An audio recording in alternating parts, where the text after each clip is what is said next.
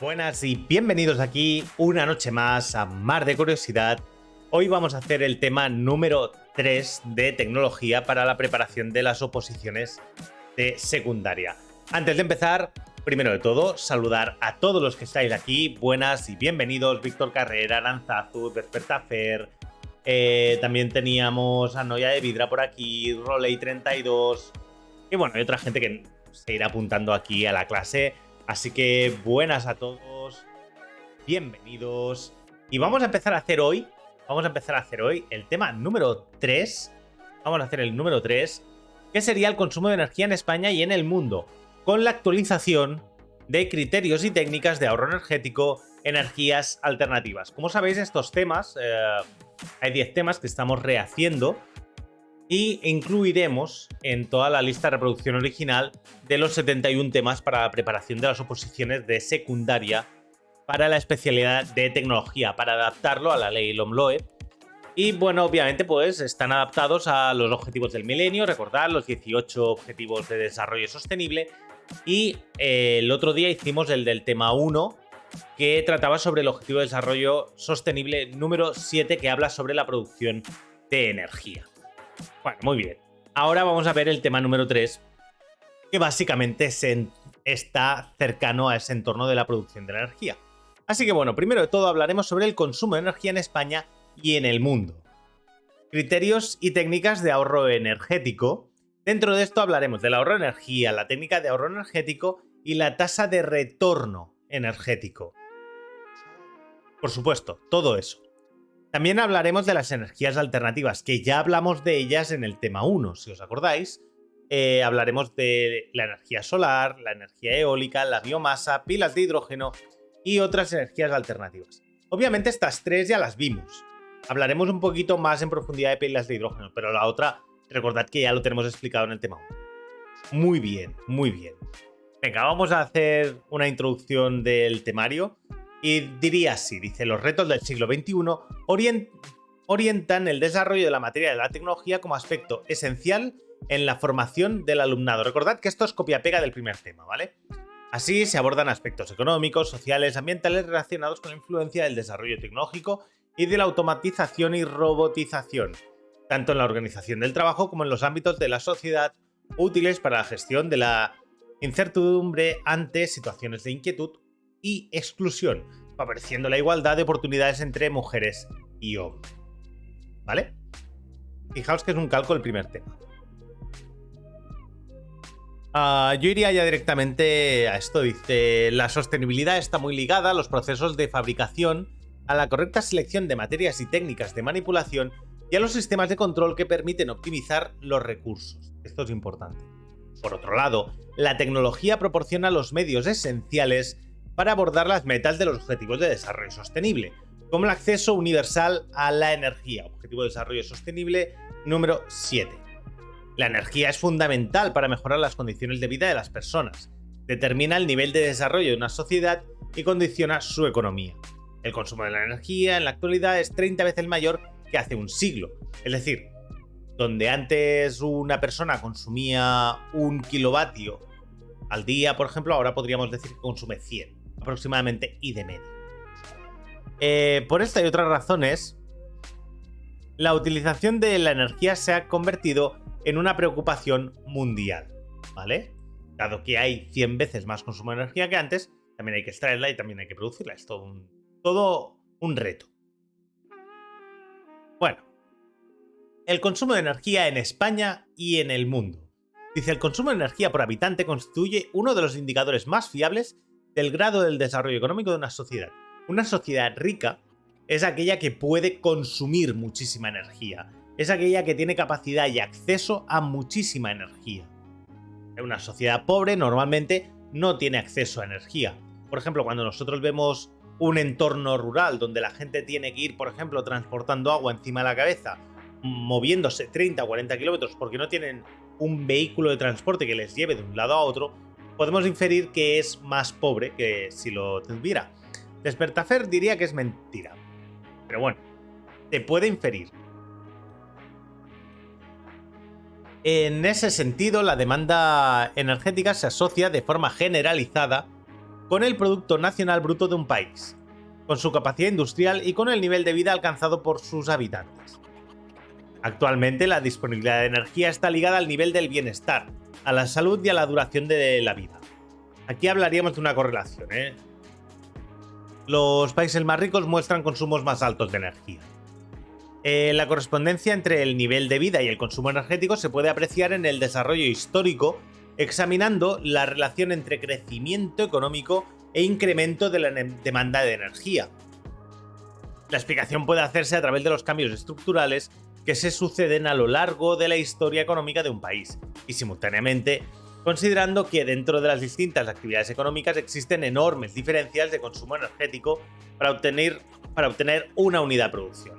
Por ejemplo, a lo mejor para producir un servicio de, de limpieza a domicilio se necesita una cantidad de energía, pero para producir un bien como el aluminio es más necesario gastar energía.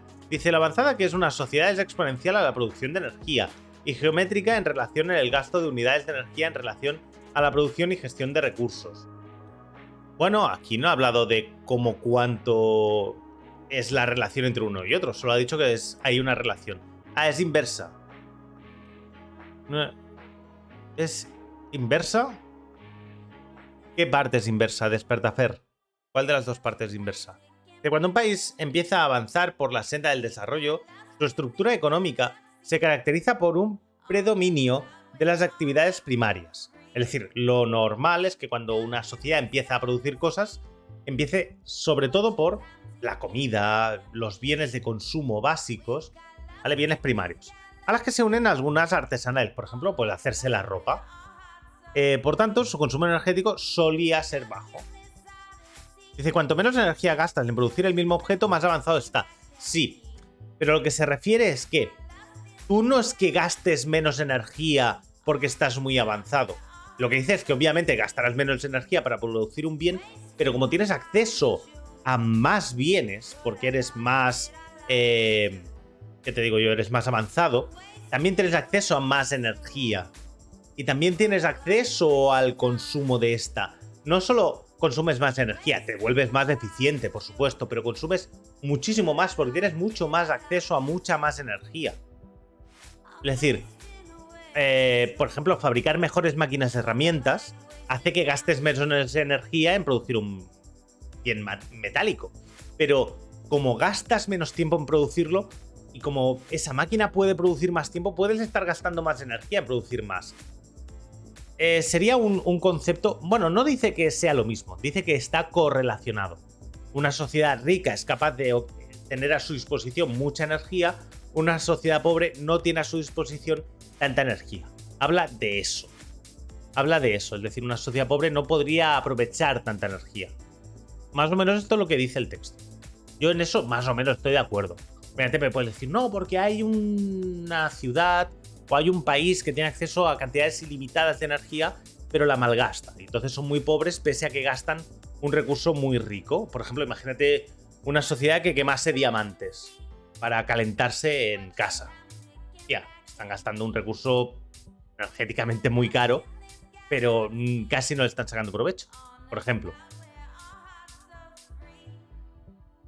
Dice, a ello se une la creciente mecanización de todas las actividades económicas y en el aumento de uso de energía en las economías domésticas, redundando todo en fuentes de incrementos del empleo de energía. Por ejemplo, yo tengo una máquina robótica que me limpia la casa, un aspirador de estos de casa. Eso consume energía. Yo también consumiría energía, pero eso me lo hace por mí. Tengo a mi disposición la posibilidad de aumentar mi cantidad de consumo y puedo dedicarme a otras cosas. Bueno, dice, no obstante, la mayor eficiencia técnica de las máquinas permite reducir progresivamente el uso de energía para iguales niveles de satisfacción material. Es justamente lo que estaba diciendo Despertafer. Dice, a partir del 1979 y tras 20 años de crecimiento de demanda energética, se produjo un retroceso del crecimiento del consumo energético. Es decir, desde el año 1979 el crecimiento empezó a caer.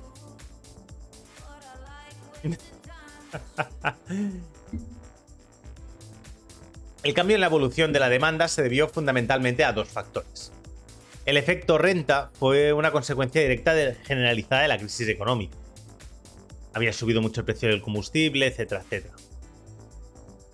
El efecto de sustitución empezó a notarse al manifestarse claramente el encarecimiento de la energía, procurándose a corto plazo ahorrar energía usándola con más racionalidad, y a medio plazo reemplazar los equipos y las máquinas que empleaban mucha energía por otros que, con similares resultados, necesitaran menos consumo. Por ejemplo, los barcos en los años 80 se hicieron enormes.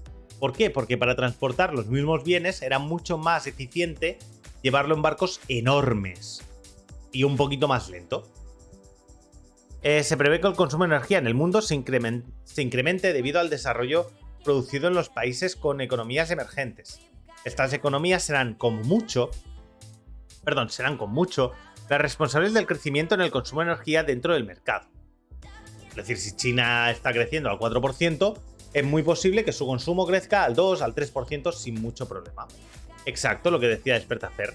Dice, la mayor parte de las zonas geográficas en el mundo son energéticamente deficitarias, a excepción de la OPEP, es decir, la zona esta de los países árabes con acceso al petróleo, Organización de Países Exportadores de Petróleo, fundada en 1960 y creada con el objetivo de coordinar las políticas de sus integrantes referidas al petróleo y así proteger sus intereses. Obviamente son los que echan un poquito el freno cuando el precio del petróleo baja y más o menos van acelerando cuando el precio sube. Bueno, esta proyección está un poquito torcida, ¿vale? Me encanta esta gráfica porque está torcida, me parece maravilloso, quiero decir, esto me parece épico. Dice, consumo mundial de energía primaria por fuente de energía entre 2010 y 2050, ¿no? Vemos que la nuclear pues está aquí bastante bajita, el carbón sería esta, gas natural, petróleo sería una de las más grandes, y pese a que ninguna ha parecido reducirse, es más, yo diría que más o menos todas han aumentado un poquito, la de renovables sigue creciendo. Así que bueno, aquí es donde estaríamos. Y no sé si lo veis, que es un poquito tramposo este gráfico, porque justamente en el momento en el que estamos está cayendo. Que esto fue la crisis del virus. Y aquí se prevé un crecimiento, y esto, claro, estaría correspondido a un crecimiento económico mundial. Dice, en contraste con las economías emergentes, el incremento del consumo de energía de los países consolidados y de mercados de transición se espera que sea bastante menor. Para el caso de estos países que cuentan con infraestructuras y patrones de energía bien establecidos, se prevé un incremento medio de solo un 1% por año, mientras que en los países emergentes se espera un valor de alrededor un 3%. Es decir, se espera que, por ejemplo, en Europa, España, crezca el consumo energético un 1% al año y que en China o Singapur creciera un 3% anual.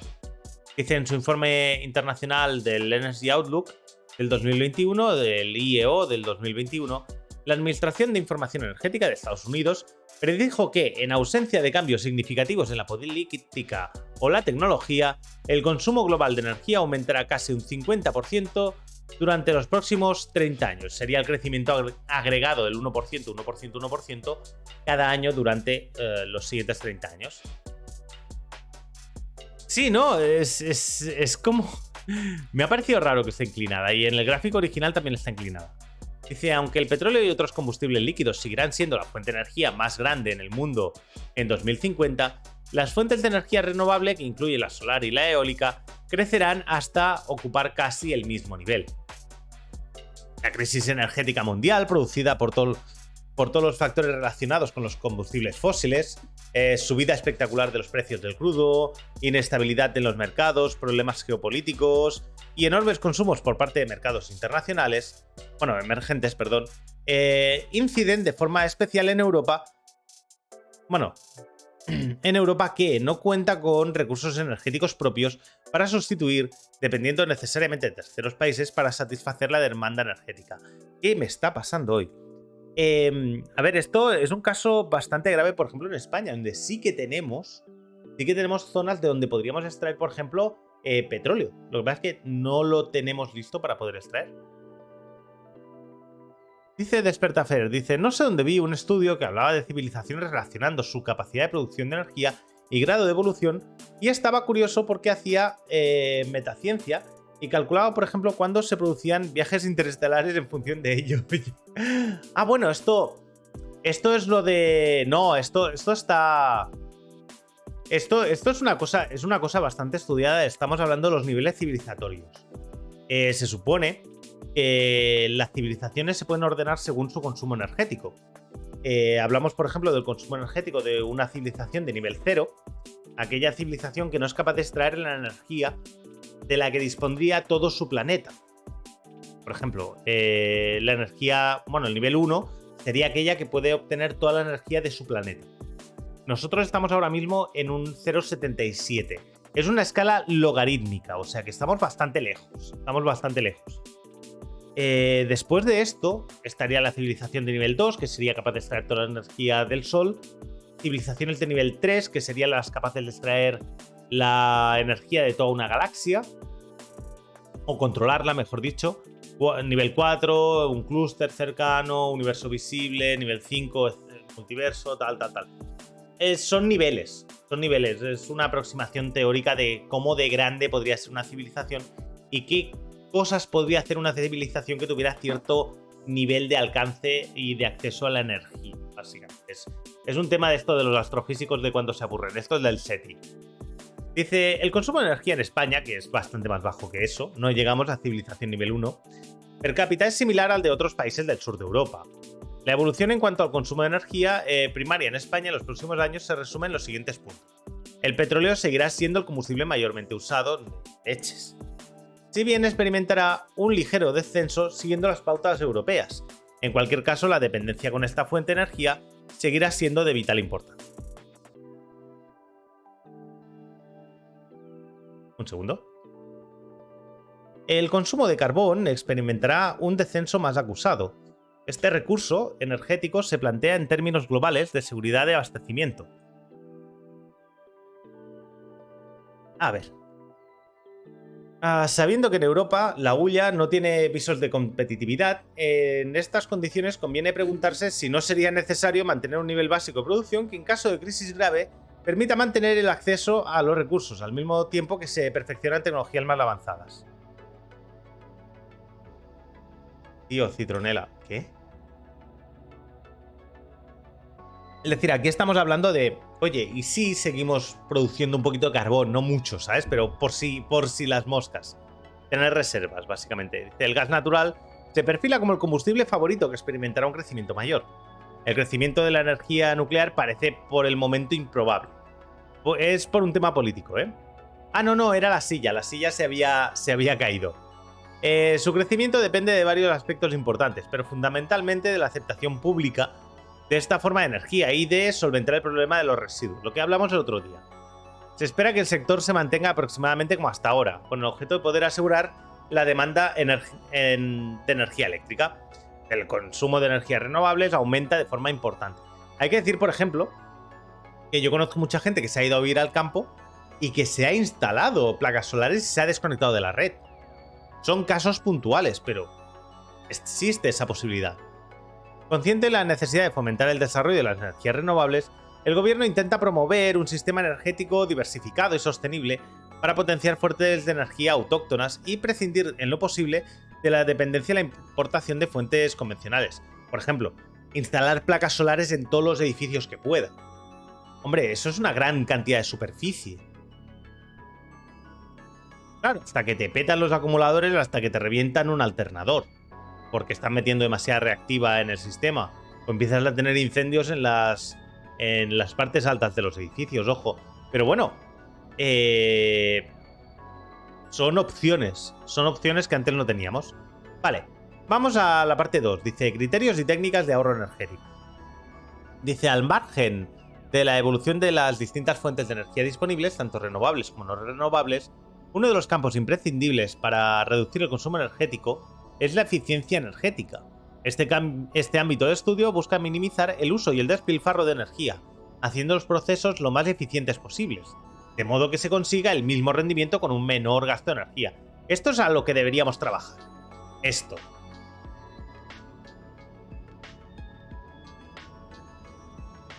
Vale. Dice, si bien es algo que se puede hacer a nivel doméstico, es el ámbito industrial donde adquiere mayor relevancia. Y además hay que decirle a las empresas, oye, ahorrar es bueno. y hay que promocionar el ahorro en las empresas. Dice, ya que la optimización de los procesos de producción permitiría evitar tanto grandes costes económicos como la emisión de enormes cantidades de dióxido de carbono. Precisamente una de las metas del Objetivo de Desarrollo Sostenible 7 es duplicar la tasa mundial de mejora de la eficiencia energética. Este objetivo se ha creado con el fin de garantizar el acceso universal a servicios energéticos asequibles, fiables, modernos, sostenibles, para lo cual se propone, además de aumentar considerablemente la proporción de energía renovable en el conjunto de las fuentes energéticas, y promover la investigación, el desarrollo tecnológico y la cooperación internacional en el ámbito de la energía. ¡Hostia! ¡Qué bueno! Me acabo de leer esto que ha dicho Despertafer de lo de los Teslas. Dice, al bajar el voltaje aumenta la intensidad y falla el regulador y petan. No hay otra cosa. Ahorro y trabajo duro, no hay otra cosa. Totalmente. Venga, vamos a hablar del ahorro de energía. Que más o menos estaríamos todos de acuerdo con esto. Gran problema con esto normalmente son las externalidades. Si el coste de la energía es muy bajo respecto al coste que me supone complicar mi central para hacerla más eficiente, lo que haré será no complicar mi central. Lo que haré será no complicar mi fábrica. ¿Para qué quiero complicar mi fábrica si la energía está barata? Por lo tanto, cuando sube el precio de la energía, la gente se vuelve más ahorradora y más eficiente. Lo que pasa es que, claro, aquí hay que jugar un poquito con esto. Bienvenido, Búho Urbano. Dice, ¿hay algún mineral refractor eléctrico? Refractor. Aislante. Y eléctrico. La porcelana. Sí, el plástico. El plástico es aislante, es plenamente aislante. El cristal es aislante, creo. Dice... Bueno, dice, al consumir energía es sinónimo de actividad, de transformación y de progreso.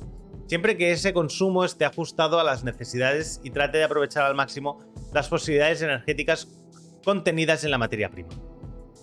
Sí, que rebote. Es que la electricidad no se puede rebotar como tal. La electricidad es un campo. Es decir, la gente dice, no, la electricidad es el movimiento de electrones por un conductor. No exactamente. Es un campo. Es un campo. El campo no rebota. Es una zona del espacio. No lo puedes rebotar. Lo puedes aislar. Puedes separar. Te puedes desviar. Sí, pero rebotar como tal... Se puede conducir. Puedes poner imanes que repelan el campo. Que contrarresten el campo.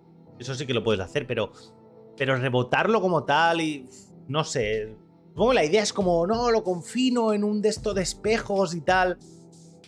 Un electroimán. Sí, eso sería...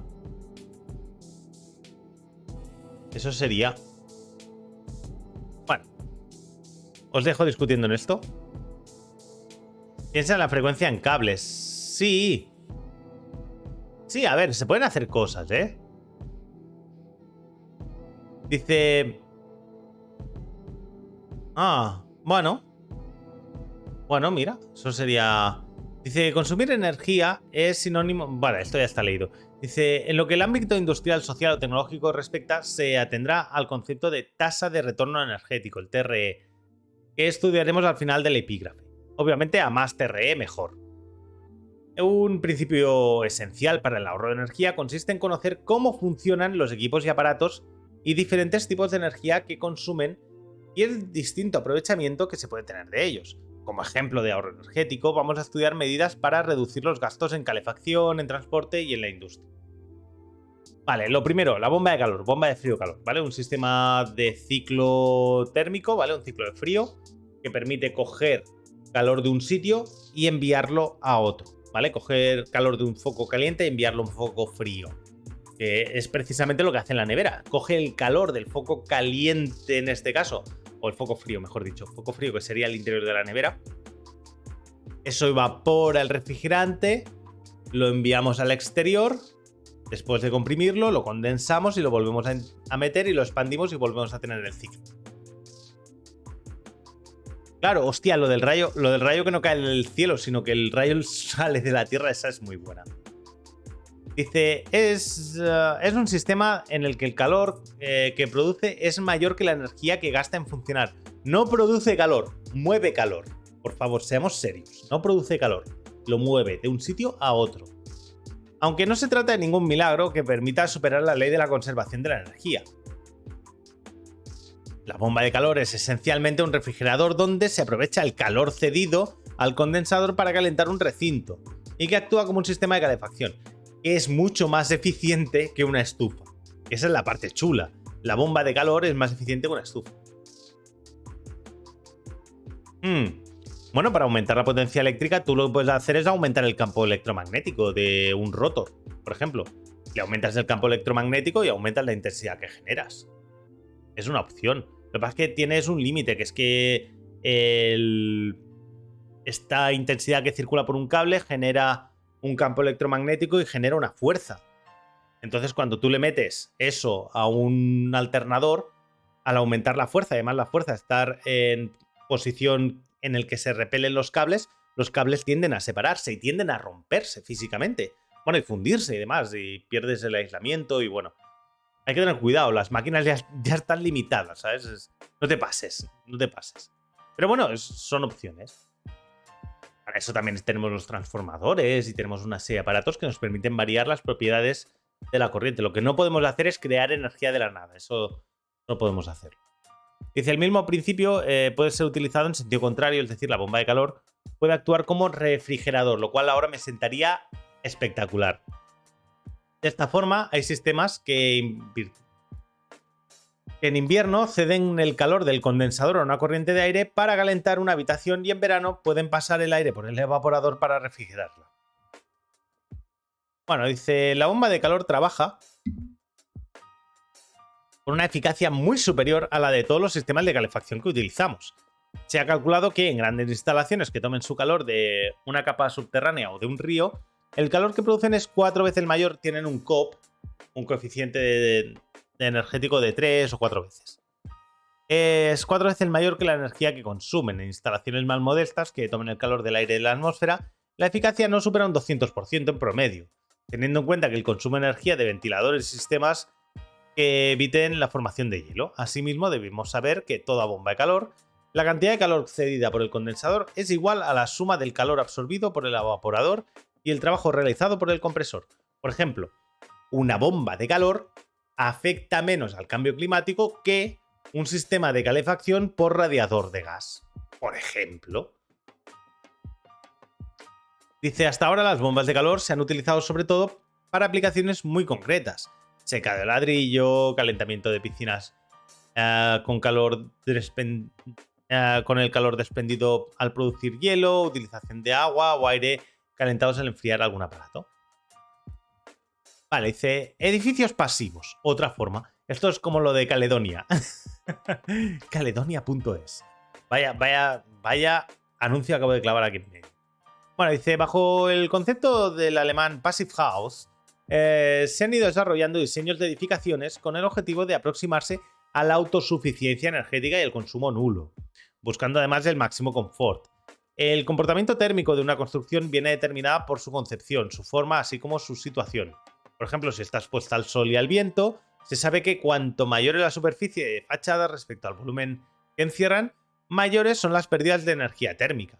En cambio, si se envuelve el edificio como si fuera una botella de termo con un revestimiento aislado, poliestileno expandido, lana de vidrio, etc., los resultados son espectaculares. En España se han construido... Víctor, guárdamelo para luego, please. Se han construido ya diversas edificaciones con estas características, dando muy buen resultado y con expectativas en que en el futuro las viviendas se construyan de esta manera, ¿no? Esto sería un tema.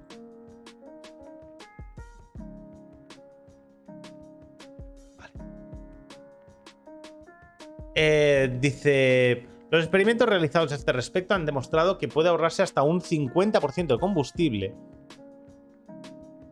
Asimismo, pueden disminuirse sensiblemente las pérdidas de calor instalando ventanas con cristales dobles o triples provistos de juntas estancas. Sería también conveniente renunciar a grandes fachadas acristaladas.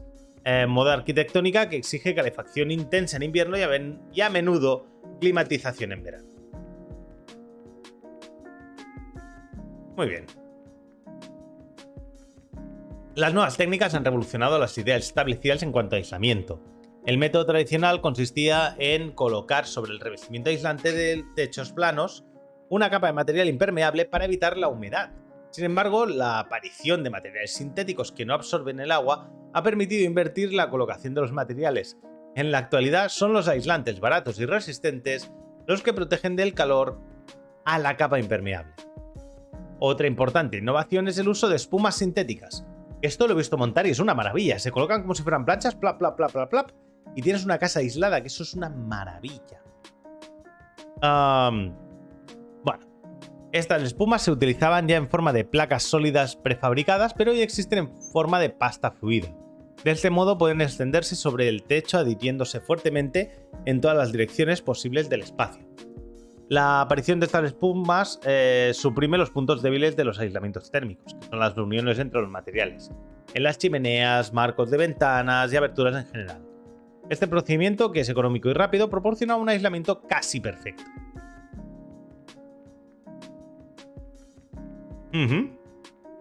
Muy bien, muchas gracias, Búho.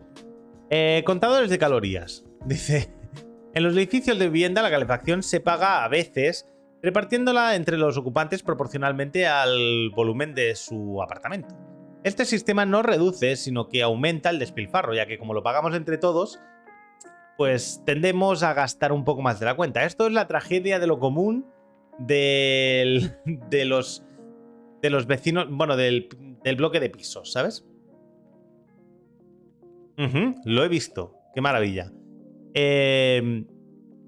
Vale, ya que aunque alguien consuma exageradamente energía a costa de la comunidad, no tiene por qué pagar más. Existen, sin embargo, contadores de calorías que permiten saber exactamente el gasto de cada vecino, igual que se sabe el gasto de gas o electricidad.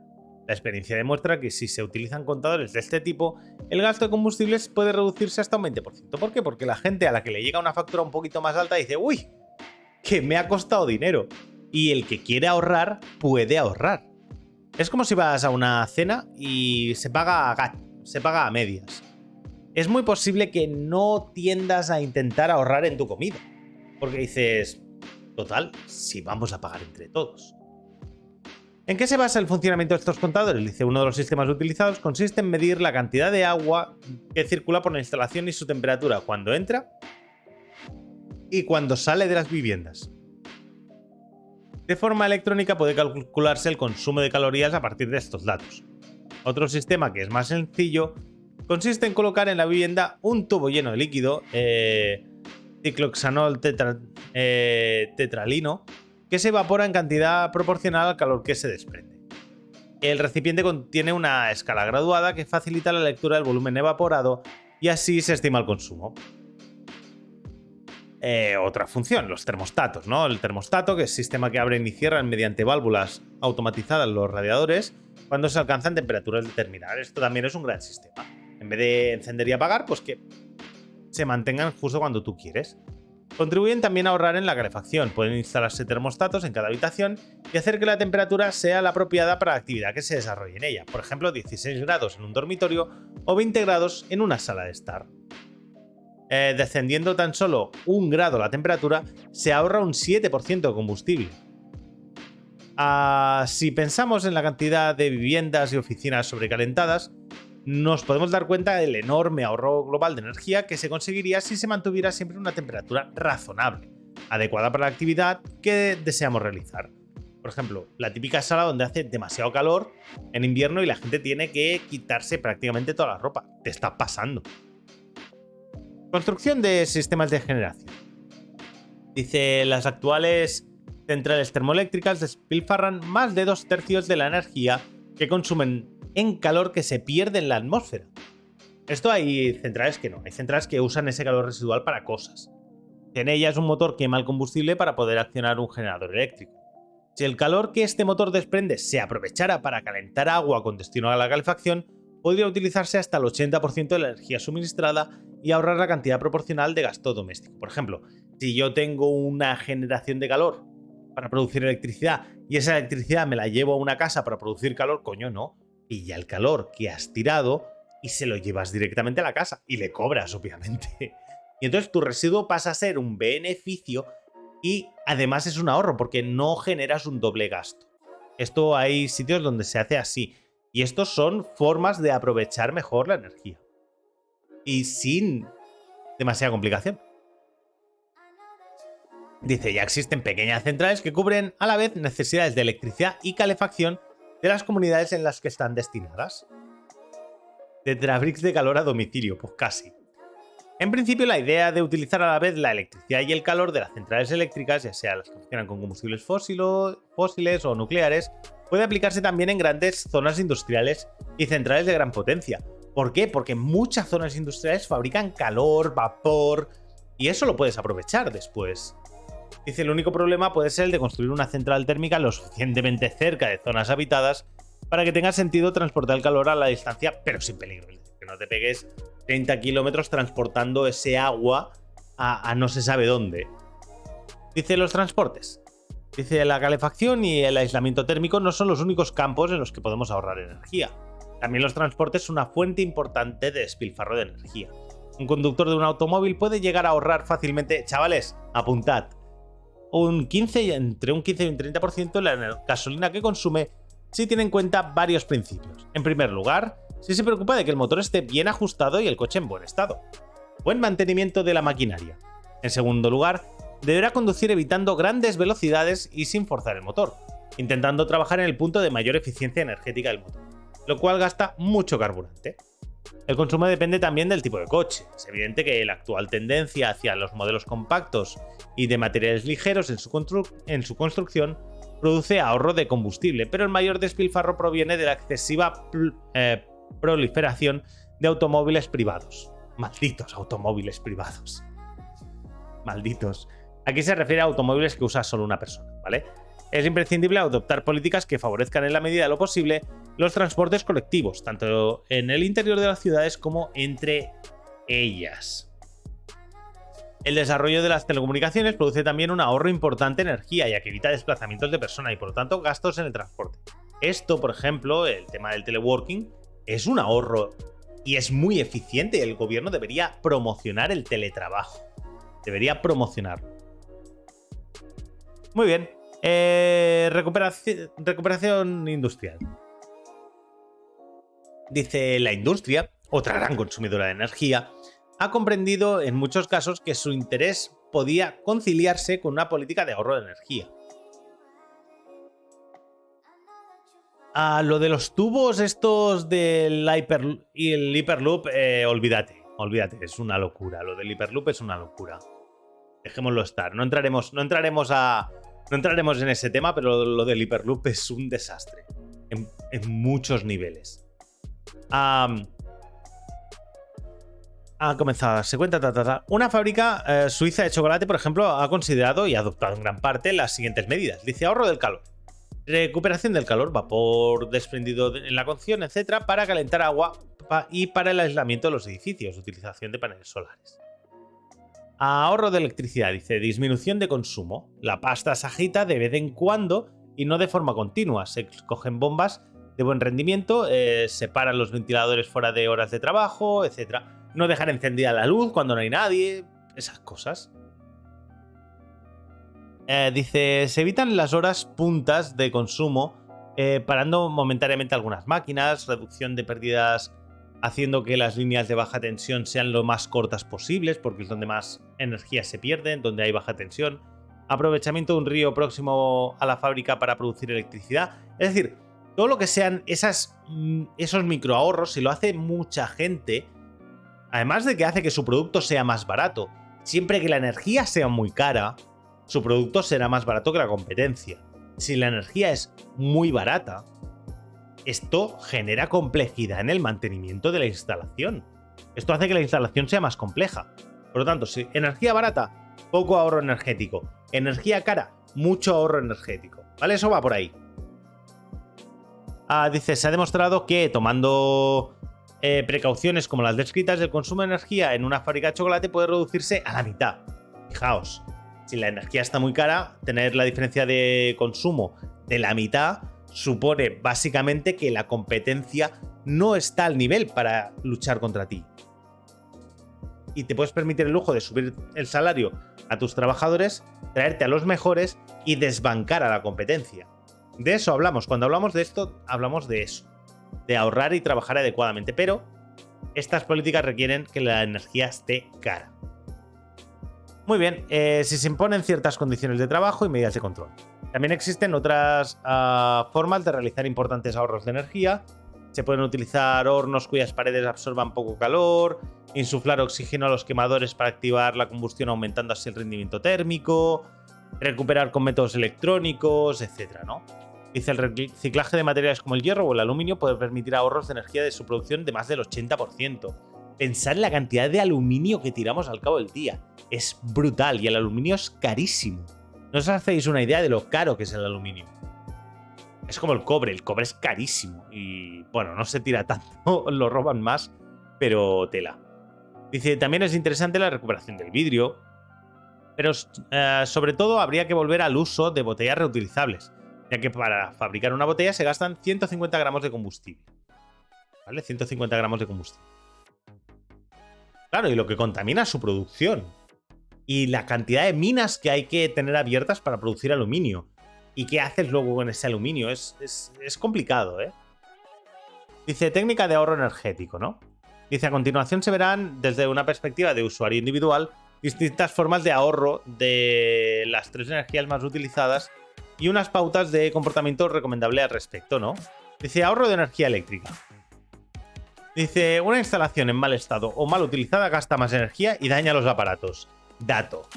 Para optimizarla conviene tener en cuenta los siguientes aspectos. Dice, no conectar varios aparatos en un mismo contacto, ya que se produce sobrecarga en la instalación, lo que provoca una operación deficiente y posibles interrupciones y daños a largo plazo. Es decir, no tener la típica regleta de 30 conexiones conectándolo todo al mismo sitio. Intentar tirar de varios puntos, a poder ser, ya que si no, por el cable pasa muchísima intensidad. Además se va a calentar, es que lo tenéis que notar. Si se calienta el cable, malo. Tenéis que ver también cuánta intensidad puede pasar por esa regleta, ¿vale? Y cuánta intensidad permite el paso por el enchufe. Y no os podéis pasar. Comprobar con frecuencia que en la instalación no existan cortocircuitos o fugas eléctricas. Los cortocircuitos tranquilos, que los vais a notar rápido. Las fugas eléctricas, ojo, porque hay una cantidad de energía que tiramos al cabo del día en forma de fugas que no percibimos, sobre todo cuando veáis que de vez en cuando se os cae el diferencial, ojo, ahí tenéis algo que os está consumiendo electricidad. Es brutal. Desconectar el interruptor general y todos los aparatos eléctricos y verificar que el disco del medidor no sigue girando. Eso es importante porque si no significa que sigues pagando. Si continúa girando, es necesario revisar la instalación y ahorráis dinero. Ah, vale, los tubos. Vale. No, sí, existe y hay países donde tienen esto. Islandia, por ejemplo, suministra el calor a sus poblaciones a través de las centrales térmicas. Que no hay que poner los diferenciales de 300, maldita sea.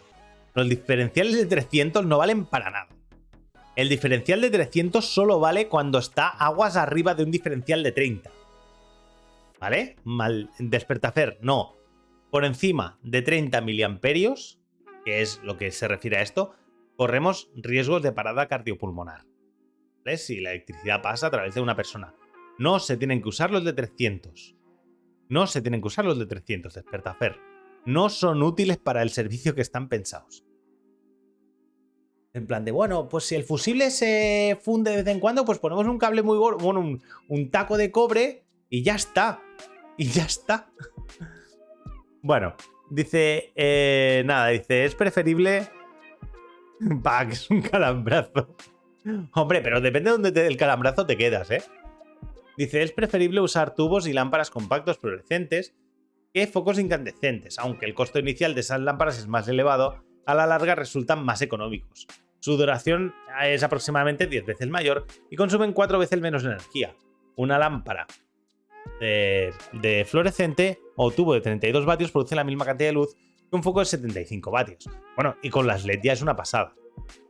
Dice, utilizar un regulador de intensidad, dimmer, para graduar la luz al mínimo necesario. También recomendar usar relojes timer para programar las horas de menos consumo.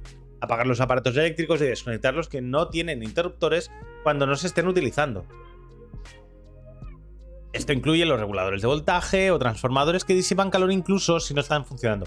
El típico transformador que dejamos conectados en la pared, pero que está el cable suelto para cargar el móvil, desenchufadlo. Si os acercáis suficiente, escucharéis que se escucha un bruñido, un bruncido. Eso es electricidad que está consumiendo. Es poquita, pero es suficiente. Dice, los aparatos con etiquetado energético son frigoríficos, congeladores, lavadoras, lavavajillas, secadoras, lavadoras secadoras, fuente de luz doméstica, horno eléctrico y aire acondicionado. La normativa europea expresa la eficiencia energética de los electrodomésticos en una escala de 7 clases de eficiencia. Y letras que van desde el verde y la letra A los equipos con mayor eficiencia hasta el rojo y la letra G para los equipos de menor eficiencia. Un electrodoméstico de clase A puede llegar a consumir un 55% menos que uno de clase media. Ojo, Yo para encender... Aranzazu, no le hagas caso a Despertafer, no le hagas caso, ¿vale? Bueno, vale, venga, va. Vamos a ver, ahorro de energía calorífica, ¿no? Hemos visto la eléctrica, vamos a ver la calorífica. Pues ¿cómo ahorrar calor ahora? Ahora en verano es bueno ahorrar calor. Dice, las medidas siguientes contribuyen a optimizar el consumo, ¿no? Dice, instalar el calentador lo más cerca posible del lugar donde se usa el agua. Utilizar preferentemente calentadores de paso que solo enciendan cuando es preciso. Cerrar la llave del gas por la noche cuando no se utilice, sobre todo al salir de vacaciones. Desconectar el aire acondicionado al salir de la habitación. Hacer uso de los termostatos tanto en el aire acondicionado como en la calefacción. Dar mantenimiento a todo el equipo cada año. Sin mantenimiento, los aparatos de aire acondicionado que tienen 2 años o más consumen el doble de energía. El doble. El aislamiento térmico permite ahorrar hasta un 50% de la energía que se utiliza para calefacción o el aire acondicionado. Dice, la temperatura recomendada para un hogar en régimen de invierno está entre los 19 y los 21 grados por el día y de 15 a 17 por la noche. Cada grado aumenta, como media, el consumo en un 7%. Dice, y por último, ahorro de energía cinética, ¿no? No, hay más. Dice, entre las medidas a tener en cuenta las siguientes. Afinar el motor periódicamente. Aquí está hablando de lo de los vehículos. Con ello se consume menos energía y se contribuye a disminuir la contaminación ambiental. Mantener las llantas a presión normal. No acelerar ni frenar bruscamente. Recomendable. Utilizar el automóvil lo mínimo posible. Se recomienda viajar en forma colectiva o en bicicleta, a donde sea. Al comprar un automóvil nuevo, asegurarnos de que cumpla con la normativa actual de emisiones e intentar que sea de tipo híbrido o eléctrico y con filtro de partículas, muy importante. Dice, contribuciones al ahorro de energía, ¿no? Medidas fundamentales.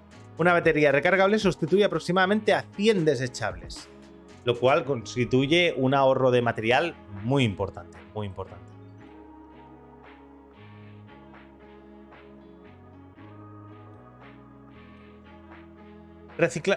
Comprar aparatos tales como calculadoras, relojes y otros que funcionen fotoeléctricamente. Ojo cuando vayáis a un chino a comprar una calculadora fotoeléctrica, porque muchas veces veréis que está la celdilla fotoeléctrica, pero no está conectada a nada, es una mentira. Es un trozo de plástico marcado, pero no es una celda fotoeléctrica, que no os timen, ¿vale? Esto es muy típico. Reciclar 100 kilogramos de papel salva la vida de 7 árboles. Reciclar una tonelada de papel permite ahorrar 20.000 litros de agua. Reciclar el vidrio permite el ahorro del 32% de la energía que se requiere para hacerlo nuevo. Ojo, dice, producir acero nuevo cuesta 4 veces más que reciclarlo. Reciclar el aluminio supone un ahorro del 91% de la energía que se requiere para renovarlo, lo cual es una locura. Vale. Vamos al TRE, ¿vale? La tasa de retorno energético. Bueno, hay todavía hay esperanzas, ¿eh? Para cositas con grafeno u otros materiales. Creo que se estaba trabajando con el bromo o algo así ahora. Hay cosas que han salido gracias a lo del grafeno. Hemos aprendido un montón de química y de física con esto. Bueno. Oh, qué bien, qué bien.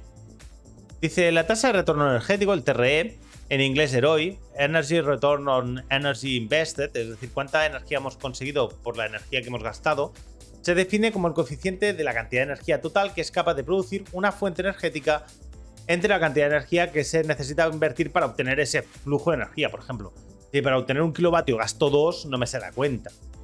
No sé si me explico, ¿no? Es decir, si para obtener 1 kilovatio de petróleo gasto 2, no me se da cuenta. A menos que esos 2 sean de algo súper barato. Dice, como por ejemplo, si un lobo necesita invertir sistemáticamente más energía durante la caza que la que le provee la presa que ha cazado, pues no tendrá futuro. También durante las migraciones, el lugar de llegada debe ofrecer una dieta más rica, de forma que pueda compensar la pérdida de calorías efectuadas en el viaje. Tiene que salir a cuenta. El TRE es un indicador para evaluar el rendimiento de las diferentes tecnologías energéticas y deberíamos ser capaces de prever su evolución durante la transición energética para adecuarnos a potenciales escenarios inviables. Captar este fenómeno es además relevante, dado que la transición energética requerirá no solo importantes inversiones monetarias, sino también energéticas y minerales. Es decir, si queremos transicionar energéticamente, lo que no podemos pasar es por un valle donde el TRE caiga, se desplome. ¿Por qué? Porque no lo haremos. No lo haremos. Punto. No se hará. Lo que no se puede pasar es por un punto imposible. Porque no se hará. Y ya está. Con el auxilio teórico de la TRE es posible comparar eficazmente fuentes de energías diversas entre sí, desde la simple leña o biomasa hasta la energía solar fotovoltaica, que requiere una considerable inversión energética en la fabricación de los paneles solares. Es decir, si yo necesito gastar, yo qué sé, 100 litros de combustible en fabricar un panel, y ese panel en toda su vida útil no me va a dar una energía equivalente a 100, 200, 500 litros de combustible, no lo hago. No me se da cuenta. Ya está, es así de claro. Para tener una idea, en el ámbito de la industria energética, la correlación entre TRE y su repercusión en el entorno económico y social, a continuación se analiza el caso del petróleo, de la energía eólica y el etanol. Dice, el ejemplo más clásico, dice, depende, si hay política por medio aparece pues imposible, aunque no cuadren los números se hace. Ya, pero tienes que haber ahorrado mucho antes. Tienes que haber ahorrado mucho antes y se tiene que explicar que, oye, vamos a ir a peor. Nos interesa esto porque, yo qué sé, imagínate. No, mira, no es eficiente, pero nos permite obtener la energía de una forma que de la otra no podríamos, y para este tipo de situación es lo único que podemos usar. Pues se usa y ya está. Porque es algo necesario, punto. Pero bueno. Bueno, dice, el ejemplo más clásico de la tasa de retorno decreciente es el de la explotación industrial de los yacimientos de petróleo. Hacia la mitad del siglo XIX, solo era necesario invertir un 1% de la energía contenida en el mismo. Es decir, se obtenía un TRE de 100. Esto se entiende fácilmente. Los primeros yacimientos contenían un petróleo de altísima calidad a escasas profundidades, en lugares accesibles y fáciles de explorar. Bueno, tanto era así que había gente que tenía petróleo en su campo y era como, mierda, tengo petróleo en mi campo, no puedo plantar nada porque se me pudre por el maldito petróleo. Es decir, decían, vaya ruina. Cuando descubrieron que eso era pasta, dijeron, a la mierda las lechugas. Soy rico. Y lloraron con los billetes, porque no podían plantar lechugas. De forma que la energía necesaria para la búsqueda, bombeo y transporte del crudo era muy poca. Dice, los costes energéticos de estas extracciones han ido creciendo con el tiempo. En la actualidad, el TRE de la extracción del petróleo se evalúa entre 5 y 15, dependiendo de los autores. Invirtiendo el mismo barril de petróleo que en 1850, el resultado obtenido es de 5 a 15 barriles en vez de 100. Hoy la tasa de retorno es mucho más baja y es probable que siga disminuyendo. Es decir, cada vez más es más caro sacar petróleo. Y eso es algo que tenemos que tener en cuenta. Eso va a ser algo que va a costar, ¿eh? Y nos va a costar. Deja que seque mis lágrimas con billetes de 500 euros.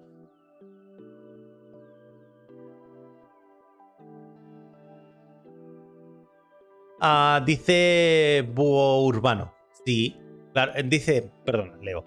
Dice, yo no sé cómo has podido ver, pero yo pienso que si la luz del sol la concentras en un punto con una lupa y en ese punto pones algo que absorbe el calor, ¿puedes obtener energía? Sí. A eso se llama planta termosolar, que concentra la luz del sol a través de unas lupas, un sistema de multilupas o una sola lupa o una serie de espejos que vaya a un solo punto, evaporas agua o calientas algo y a través de eso obtienes vapor de agua sobrecalentado que te permite mover una turbina. Ya está, y eso existe.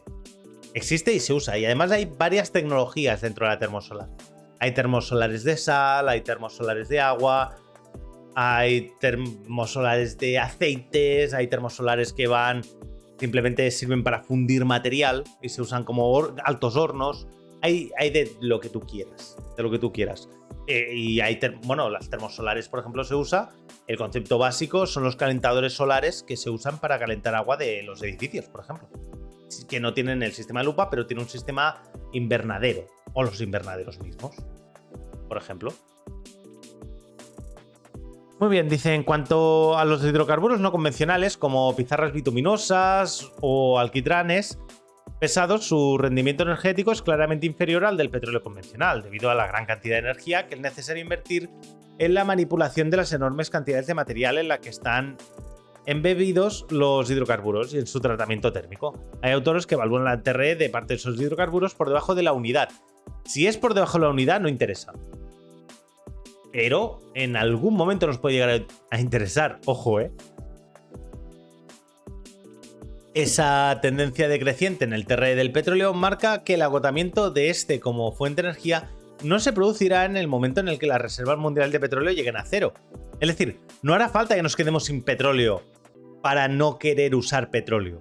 El petróleo lo dejaremos de usar a la que el petróleo sea más caro que lo que cuesta extraerlo. Es decir, sea más caro que lo que nos podemos permitir extrayéndolo.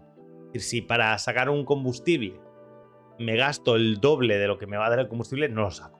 Ya está. Entonces dejaremos de usar el combustible teóricamente. Cuando el coste energético de la extracción de las reservas restantes sea igual al contenido energético de dichas reservas. Sí, es finito, pero no es el problema que tenemos. Es decir, imagínate que solo podemos acceder de una forma rentable al 1% de todo el petróleo del planeta. Imagínate, es un supuesto. Cuando tú hayas consumido solo el 1% de ese combustible, el otro 99% no te sale ni a cuenta extraerlo. Y entonces, por mucho que haya 100 veces más de todo lo que has extraído en toda la vida útil de ese combustible, dejarás de usarlo, porque no te sale a cuenta. Es como si te digo, es que hay diamantes en un planeta de otro sistema solar. Ya, sí, gracias pero no me interesan, ¿sabes? Es decir, están en el carajo, no me salen a cuenta. Pues más o menos lo mismo con el petróleo. Dice la energía eólica, ¿no? Dice, la tasa de retorno energético de la energía eólica es igual a la energía eléctrica generada a lo largo de la vida útil de una turbina eólica dividida entre la suma de la energía requerida para construir la máquina, su infraestructura, el coste energético del mantenimiento, etcétera, etcétera.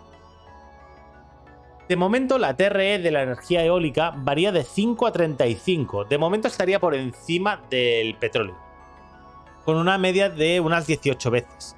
La TRE es fuertemente proporcional al tamaño del aerogenerador, es decir, cuanto más grande, más cerca de 35. Puesto que la energía producida es, en cualquier caso, varias veces la energía consumida, hay una ganancia de energía neta. Dice, la energía empleada en la construcción de una turbina eólica y su infraestructura se recupera en unos pocos meses de funcionamiento de la misma.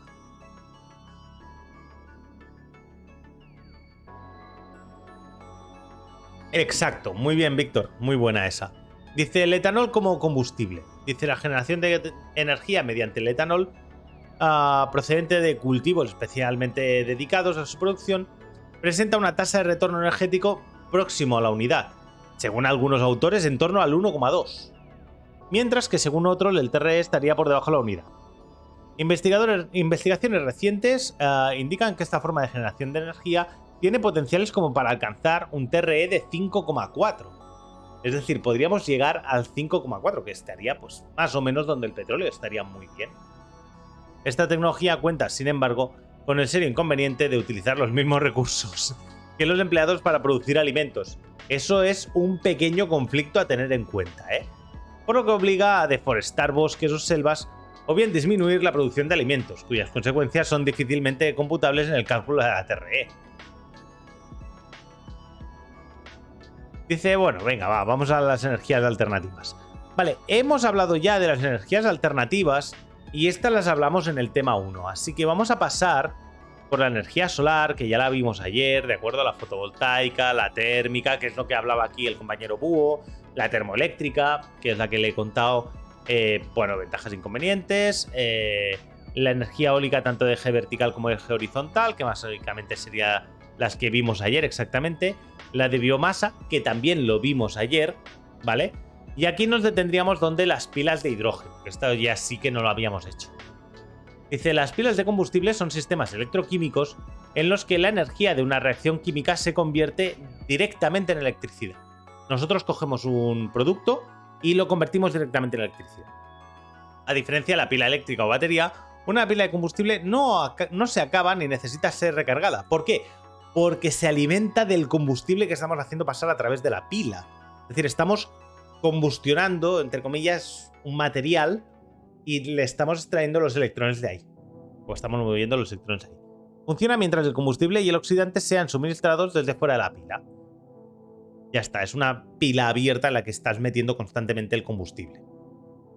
Una pila de combustible consiste en un ánodo que se inyecta el combustible, comúnmente hidrógeno, amoníaco, hidracina. Se pueden usar otros combustibles, Hay de butano, hay pilas de combustible de butano, de metano, de etano, hay bastantes cosas, La de amoníaco NH3 también, está chula.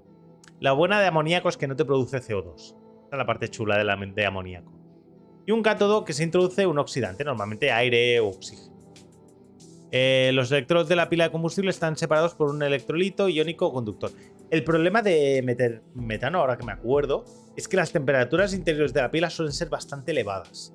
Y entonces te producen óxido de nitrógeno, que eso junto con agua te genera ácido nitroso y ácido nítrico, que es malo. Su producción de funcionamiento es inverso al de una electrólisis. Por ejemplo, en la electrólisis del agua, este compuesto se separa por dos componentes, hidrógeno y oxígeno, mientras que en una pila de combustible se obtendrá corriente si unimos hidrógeno y oxígeno. Ahí está la gracia, ahí está el truco, ¿vale? De la eficiencia es del 30 al 40%, casi como un motor térmico. Y la única emisión producida es vapor de agua, lo cual está muy bien. Lo que pasa es que pesan como un muerto.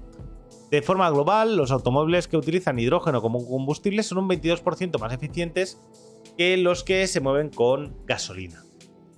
Las pilas de combustible están construidas por un conjunto de celdas apiladas, cada una de las cuales posee un ánodo o electrodo negativo y un cátodo o electrodo positivo, que, por cierto, ayer cuando lo leímos estaba mal, no sé si os acordáis. Separados por un electrolito que facilita la transferencia iónica entre los electrodos. Cada una de las sustancias que participan en la reacción es alimentada por un electrodo distinto. Así, el combustible generalmente rico en hidrógeno es alimentada de forma continua al ánodo y el oxidante, normalmente el oxígeno, al cátodo. Y ya está. Se genera de esta forma una corriente eléctrica entre ambos electrodos que, a diferencia de lo que ocurre en una pila o batería convencional, no se agota con el tiempo. Esto ya me lo han dicho.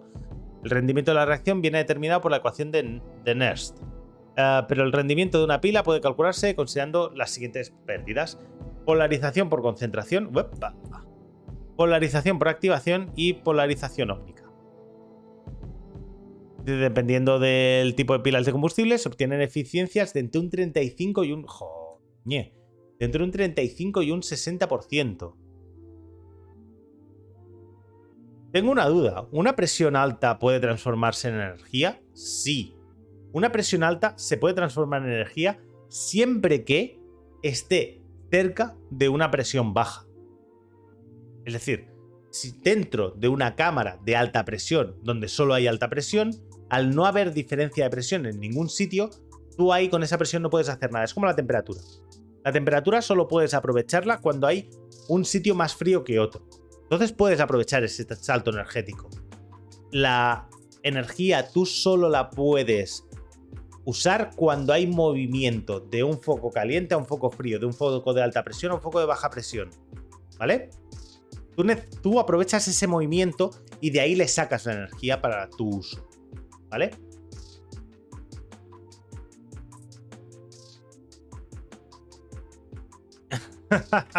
Joder, Despertafer. Dice, los sistemas de pilas de combustible se caracterizan por sus reducidas emisiones. Si solo se utiliza hidrógeno, derivado de fuentes renovables, como combustible en las celdas, se obtiene vapor de agua y electricidad.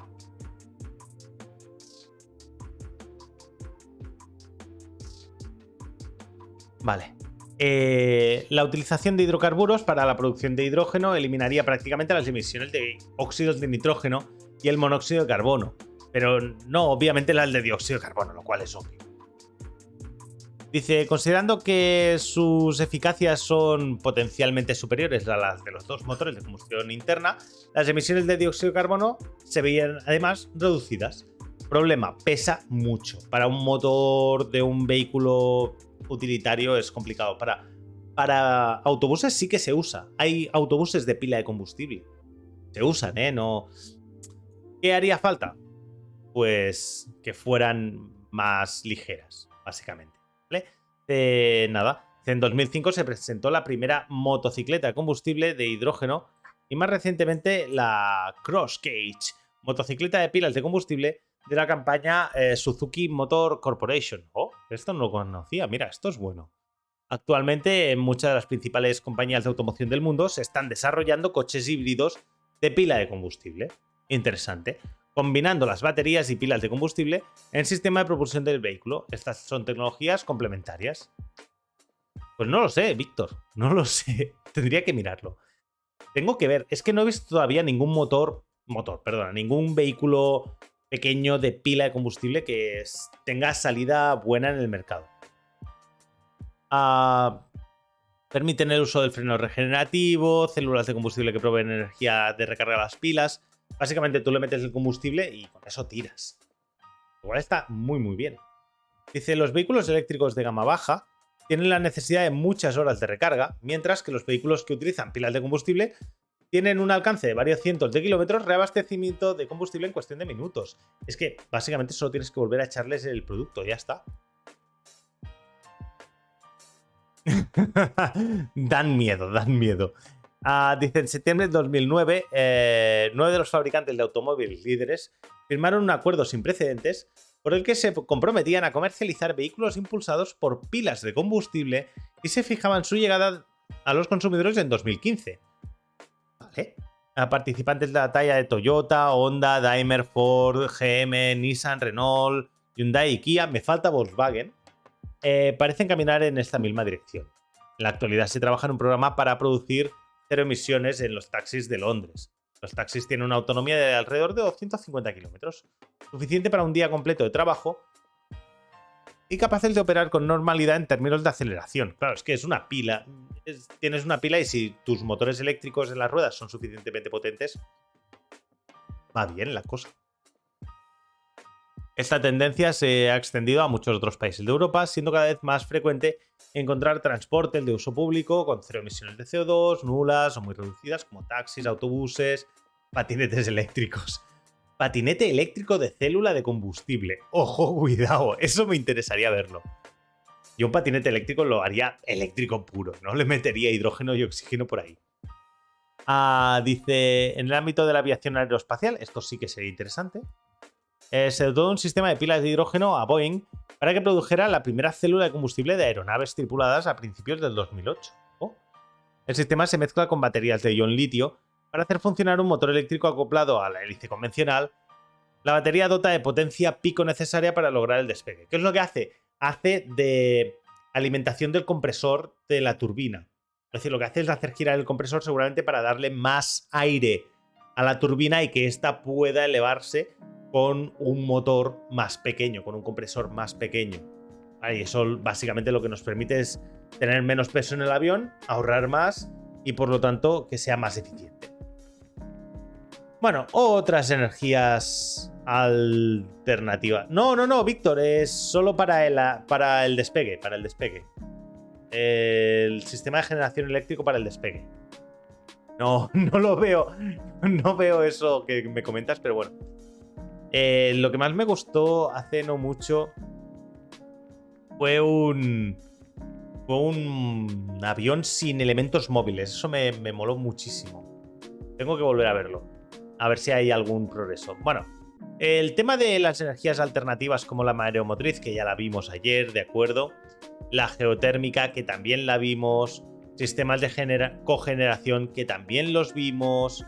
¿Vale? La energía nuclear, que también la vimos. ¿Vale? Nos vimos ayer la energía nuclear. Con eso tendríamos todo hecho. Así que bueno, vamos a hacer la conclusión del tema.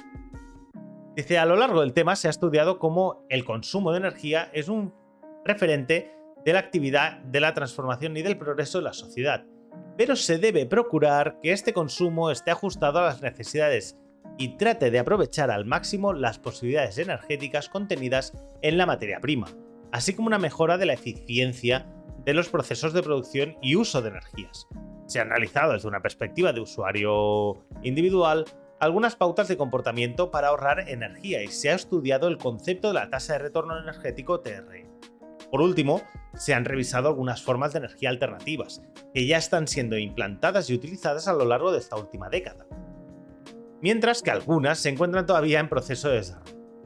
Por otro lado, es importante tener presente que temas de actualidad como este pueden servir para fomentar entre el alumnado y en especial las alumnas las vocaciones científicas. Por ello, será interesante promover proyectos centrados en la innovación, la creatividad y el diseño en la búsqueda de soluciones a problemas reales. Esta metodología, además de un enfoque interdisciplinar que conduzca a una asimilación más profunda de la materia, también implica que se aborden contenidos transversales como el respeto, el trabajo en equipo y el compromiso con los objetivos de desarrollo sostenible. Así que bueno, nada, con esto terminamos el tema número 3. Así que bueno, vamos a despedirnos para la gente de YouTube. Muchas gracias a todos por haber estado aquí viendo este tema, el tema número 3. Recordad que estos temas están dentro de una serie de 71 temas para la preparación del temario de las oposiciones de secundaria. Así que bueno, no dudéis en seguir viendo los temas. Si tenéis cualquier duda, podéis preguntar, podéis comentar. Y nada, si os ha gustado el vídeo, por favor, dadle like, suscribíos, comentad. Y si queréis ver los directos, estaremos aquí en el canal de Mar de Curiosidad, en Twitch, aproximadamente a las 10 de la noche hasta las 12, los últimos días de junio de 2022. Así que bueno, nada, espero que os haya gustado. Un saludo y buena prueba.